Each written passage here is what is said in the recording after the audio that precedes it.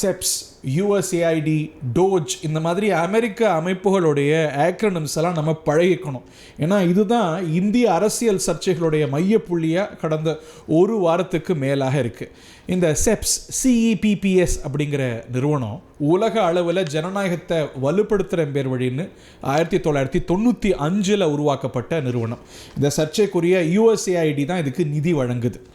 சமீபத்தில் February 16 இந்த அமைப்புகள் மூலமாக இந்தியாவில் தேர்தலில் மக்களை கூடுதலாக வாக்களிக்கிறதுக்கு 182 கோடி ரூபாய் ஒதுக்கீடு செய்யப்பட்டது. அதை நாங்கள் ரத்து செய்கிறோம் அப்படின்னு ஈலான் மஸ்க் தலைமையிலான department of government efficiency DOGE அமைப்பு அறிவிப்பு வெளியிட்டது. இவ்வளோ பெரிய தொகையை அமெரிக்கா இந்தியாவிலேயே செலவு செய்யணும், இதனது பயனாளி யார் அப்படின்னு சர்ச்சை எழ தொடங்கியது. இதனது மூலம்னு பார்த்தீங்கன்னா காங்கிரஸ் ஆட்சியில் தான்.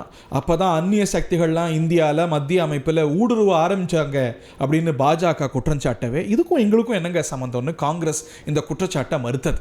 இந்த சர்ச்சை கொஞ்சம் ஓயவே February 20 மியாமியில் பேசிய அமெரிக்க அதிபர் டொனால்ட் ட்ரம்ப் இவ்வளோ பெரிய தொகை $21 மில்லியன் இந்தியாவுக்கு நம்ம ஏன் கொடுக்கணும், அங்கே பணமாக இல்லைன்னு கேட்டார். அதோட நிப்பாட்டில் ஜோ பைடன் ஆட்சி காலத்தில் இந்தியாவில் வேற யாரையோ தேர்வு செய்யறதுக்காக இவ்வளோ பெரிய தொகையை ஒதுக்கியிருக்காங்க போல அப்படின்னு அவர் சொன்னது தான் இந்தியாவில் பெரிய சர்ச்சையை உருவாக்கியது.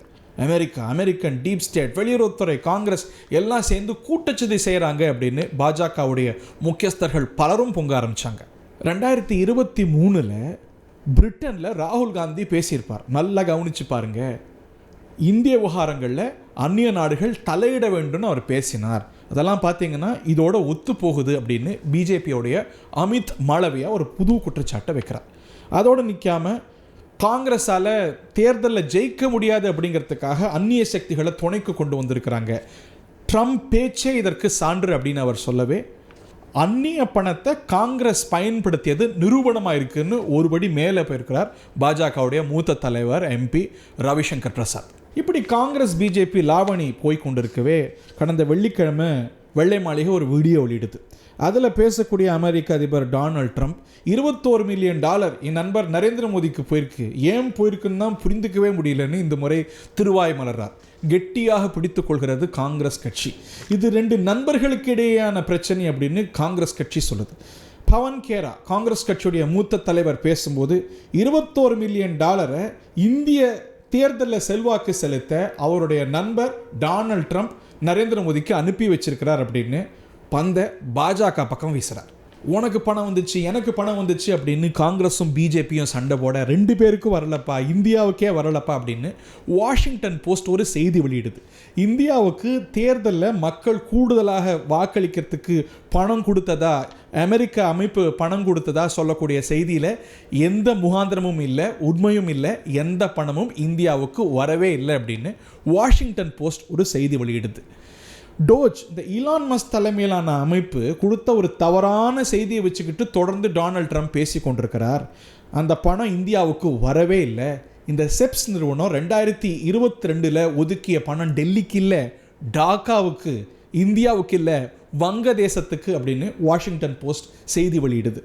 அதை இந்தியாவுடைய இந்தியன் எக்ஸ்பிரஸும் கூட ஒரு இன்வெஸ்டிகேஷன் செஞ்சு இப்படி தான் நாங்களும் கண்டறிஞ்சிருக்கோம் அப்படின்னு ஒரு செய்தி வெளியிடுது.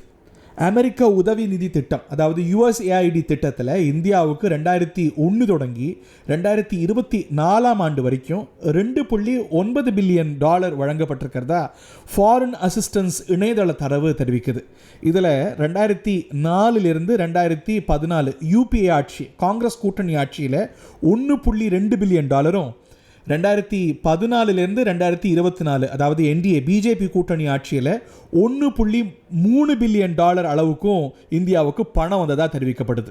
ஆனால் சமீபத்திய ஆண்டுகளில் சர்ச்சைக்குள்ளாக இருக்கக்கூடிய இந்த சமீபத்திய காலத்தில் செப்ஸ் நிதி எதுவும் இந்தியாவுக்கு வழங்கப்பட்டிருப்பதா அதிகாரப்பூர்வமான தகவல் இல்லை. ஆனால் அதே வேளையில் அமர் ஓட் அமர் ஆக்டிவிட்டி அப்படிங்கிற வங்கதேச திட்டத்துக்காக இந்த நிதி வழங்கப்பட்டிருக்கிறதா இந்த தரவுகள் தெரிவிக்குது.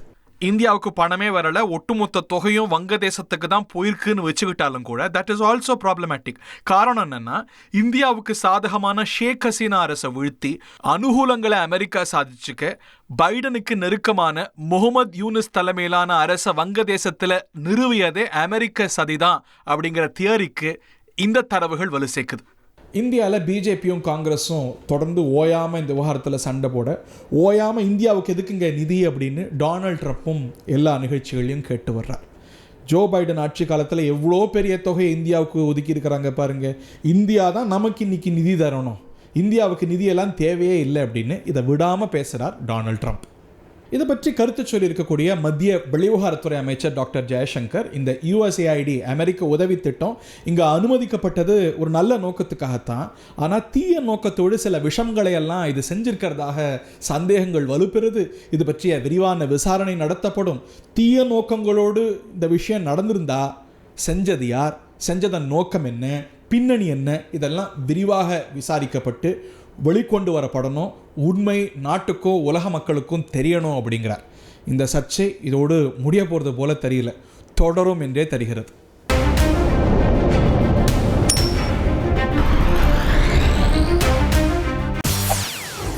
செய்திகளை உடனுக்குடன் தெரிந்து கொள்ள உடனே சப்ஸ்கிரைப் பண்ணுங்க.